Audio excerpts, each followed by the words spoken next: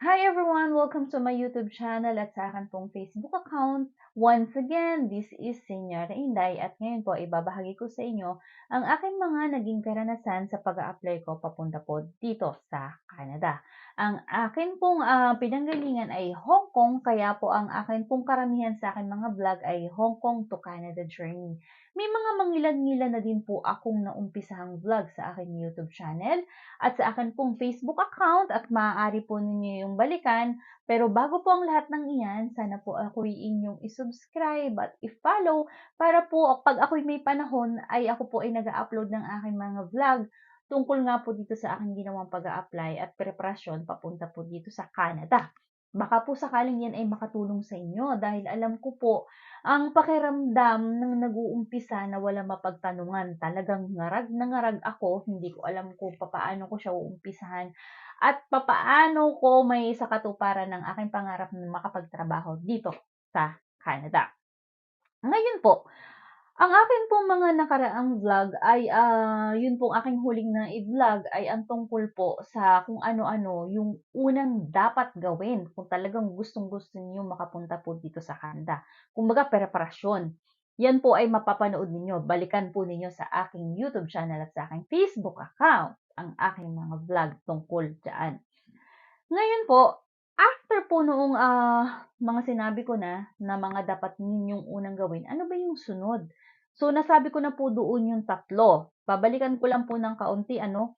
Sabi ko po kailangan po ninyong, tingnan ang inyong mga experience o ang inyong mga naging trabaho 5 years backwards dahil yun po ang, kailangan ninyong, maging, katapat dito sa trabaho na hahanapin ninyo sa Canada. Kailangan 5 years from dun po sa inyong naging experience before, yun po muna ang una ninyong, pag-ukulan ng pansin. Saan ba ako?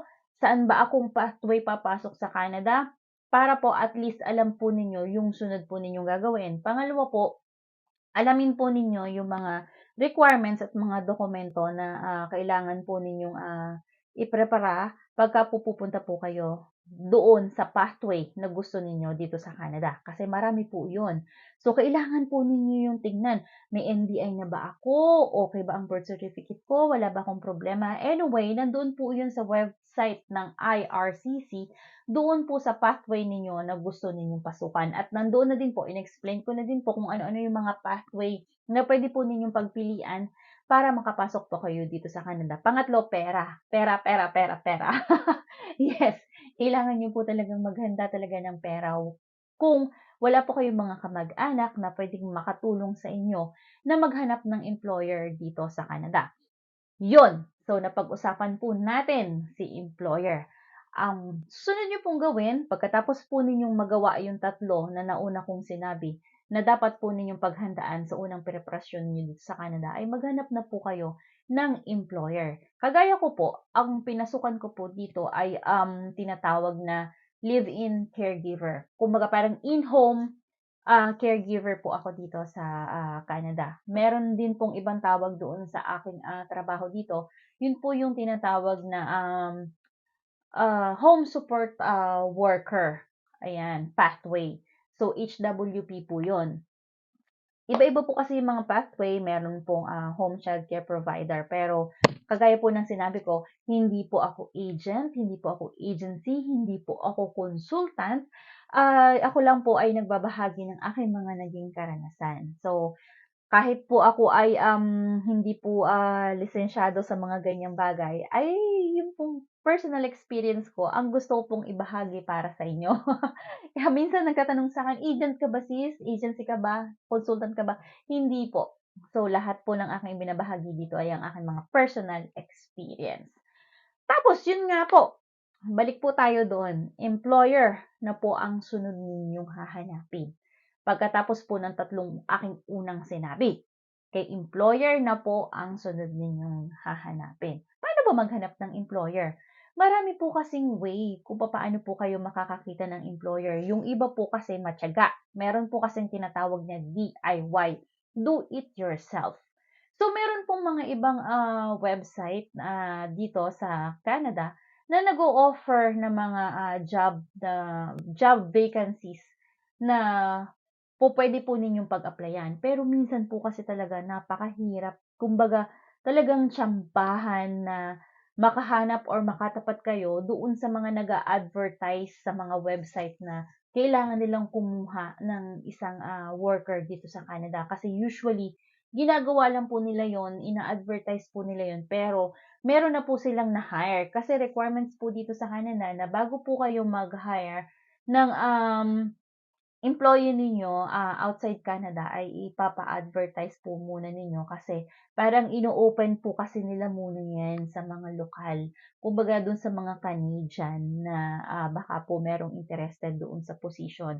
So, saka lang po ibibigay ng, immigration ng IRCC yung trabaho dito sa mga outside Canada, kumbaga sa mga kagaya namin na foreign worker, kung wala na pong mga Canadian na mag-fit doon po sa job vacancies na yon. So, yun, ina-advertise nila. So, hindi naman po sa sinasabi ko or, kumbaga parang, inaano ko kayo na huwag kayong, mag-base po sa, mga website na yon dahil, meron naman po talaga mga sinusuwerte. Pero kagaya po ng sinabi ko, medyo mahirap po talaga ng konti ang, proseso na iyon. Kung gusto po ninyong medyo, talagang sigurado at medyo mahaba-haba ang inyong PC pagdating sa pananalapi ay maghanap na po kayo ng mga agency, agent at, consultant na puwedeng makahanap ng employer ninyo. So, yun po yung second option. Kung nag-do it yourself po kayo ta's pumunta po kayo ng iba't ibang mga website na,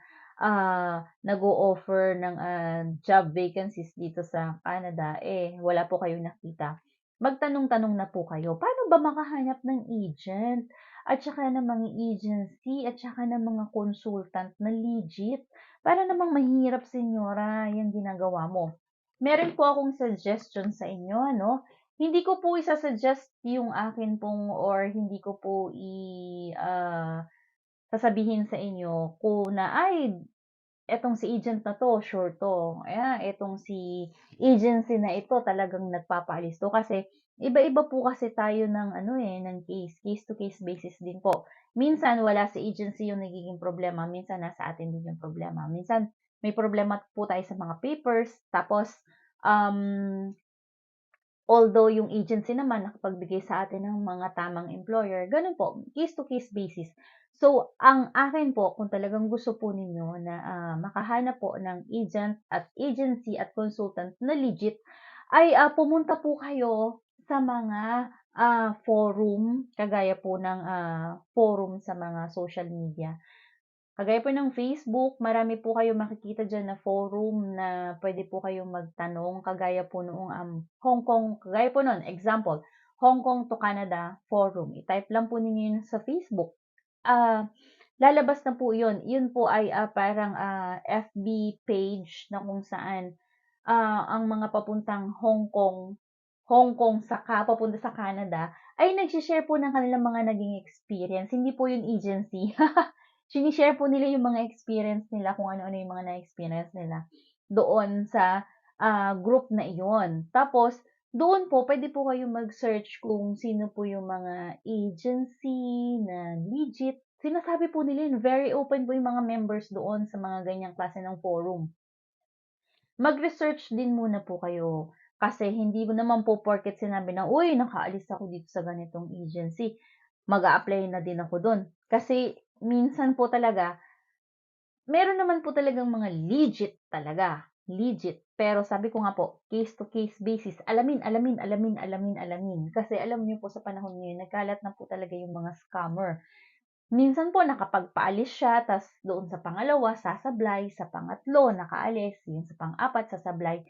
So, talagang kailangan po ninyong magtanong-tanong at, magsuri doon sa inyong mga kakausapin na agent at agency at consultant papunta dito sa Canada. Okay po, malinaw tayo diyan. Huwag muna po kayong basta magtiwala, huwag muna po kayong basta maglabas ng pera. Alamin, suriin kung legit po ba talaga, kung may mga napaalis na, kung wala po bang mga namroblema na aplikante under nung agency, agent at consultant na iyon. Kagaya po ng sinabi ko ulit, pwede po kayong pumunta sa mga forum, groups, page sa Facebook or sa mga YouTube, kagaya po nitong aking ginagawang platform. Pwede po kayong magtanong sa akin kung halimbawang, oh, eto bang si ganitong agent, may kakilala ka ba?